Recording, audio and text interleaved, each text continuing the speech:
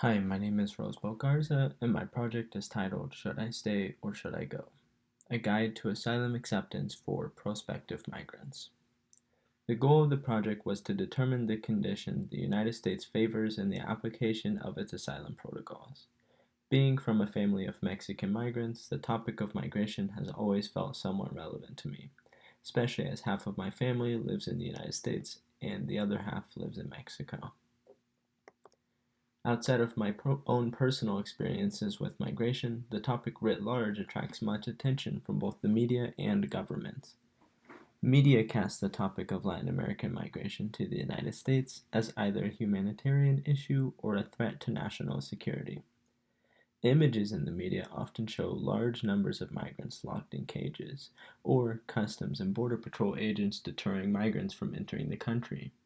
The media and government's disparate portrayal of migration and the punitive approach the United States has taken toward the topic have encouraged my investigation into U.S. asylum protocol application. The project builds on existing literature within the field of migration studies because it suggests the existence of a soft limit on the number of asylum seekers the United States allows into the country. Furthermore, whereas previous research emphasized the origin country's Cold War leanings, my project argues migrants fleeing over state violence are more likely to receive acceptance and provides an explanation for why migrants from Central America experience vastly different asylum outcomes. The project organized data based on how scholars explained asylum outcomes in previous literature, breaking the literature down into three fields: normative explanations, political explanations, and economic explanations. Normative explanations suggest the United States implements asylum policy in a manner consistent with legal code, however, in a way excluding most Latin American asylum claims. To assess normative arguments, I collected political terror scale scores and content analyzed Human Rights Watch and Department of State's annual human rights reports to determine the link between violence and asylum acceptance. Political explanations suggest the United States' implementation of asylum policy favors the acceptance of migrants fleeing politically non-cooperative states. To assess the salience of political arguments, I collected data on military aid and the number of migrant apprehensions. Lastly, economic arguments suggest the United States favors the acceptance of migrants fleeing country the United States doesn't trade with. To assess the salience of economic arguments, I collected data on the absolute value of trade and sanctions. The data listed here was then placed into a table for cross-comparison via Mills' method of analysis. After collecting the data, I thematically coded countries into categories based on the similarity of asylum outcomes amongst migrants of 5 different nationalities, examining how fluctuations in variables correlated to changes in asylum acceptance. Going back to the goal of the project, my project argues the United States places soft limits on asylum seekers allowed into the country, favoring the acceptance of migrants fleeing countries with overt state violence. Here are my findings. First, I argue that the United States favors the acceptance of migrants fleeing countries the Department of State recognizes as the predominant perpetrator of violence. Instances of publicized state repression correlate to increased acceptance. For instance, the countries the United States does not recognize as the main perpetrators of violence, being Honduras and El Salvador, experience similarly low rates of acceptance. Whereas Venezuela, the country consistently criticized for the government's involvement in arbitrary and unlawful killings, consistently receives much greater acceptance than the others. Similarly, when the United States began more heavily criticizing the Nicaraguan government after the Ortega administration used the police and military to repress protesters in 2018, acceptance consistently increased. Between 2014 to 2017, the United States criticized the Guatemalan government's involvement in arbitrary killings, and subsequently, acceptance of Guatemalan asylum claims is highest during those years. Therefore, the United States favors the acceptance of migrants of migrants whenever they are fleeing countries where the state is the predominant perpetrator of violence.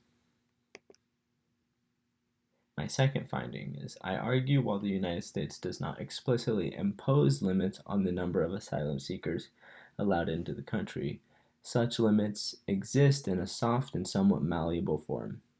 The relationship between the number of asylum cases filed, the number of Customs and Border Patrol apprehensions, and asylum acceptance does not suggest the scale of migration directly influences asylum acceptance, despite similarities and fluctuations. While large increases in the scale of migration may appear to lead to decreases in the number of acceptances, the two countries experienced the largest increases in migration, being Guatemala and Honduras from 2018 to 2019, actually experienced similar values in the number of asylees admitted.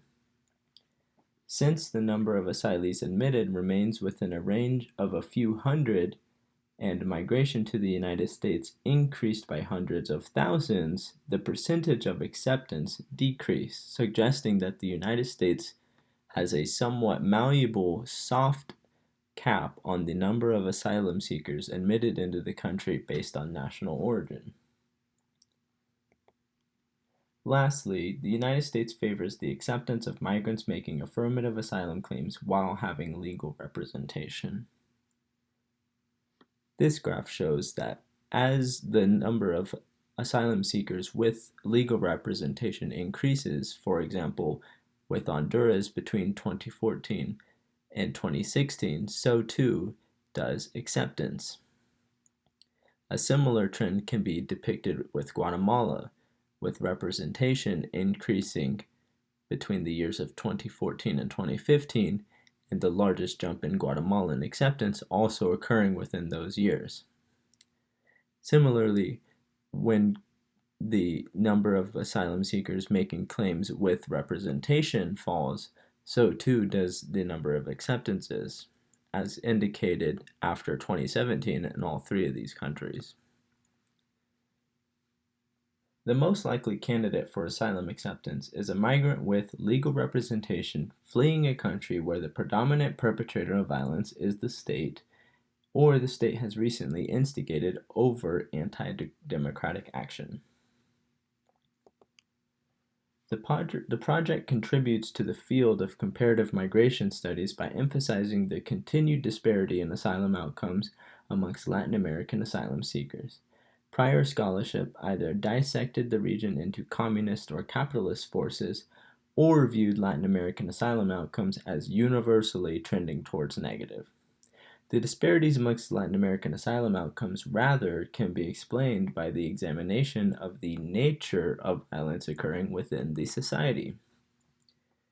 While the project did not find compelling support for military aid and other political variables, the emphasis of the role on the state in perpetrating violence divides migrant origin societies in a more clear manner than simple yes or no to military funding. By examining who migrants are fleeing, researchers can determine the future likelihoods of acceptance into the United States. Lastly, previous research does not consider the scale of migration. However, at the same time does not adequately control for the number of migrants granted relief. While acceptance does appear to mirror the scale of migration being positively correlated, ultimately the number of migrants granted acceptance remained the same, suggesting the United States places a soft limit on the number of asylees allowed into the country. While such a limit explicitly exists for refugees, there is no official policy mandated counterpart for asylum seekers. The findings suggest a type of quote-unquote soft limit does exist. However, the presumed limit favors the acceptance of migrants fleeing state violence.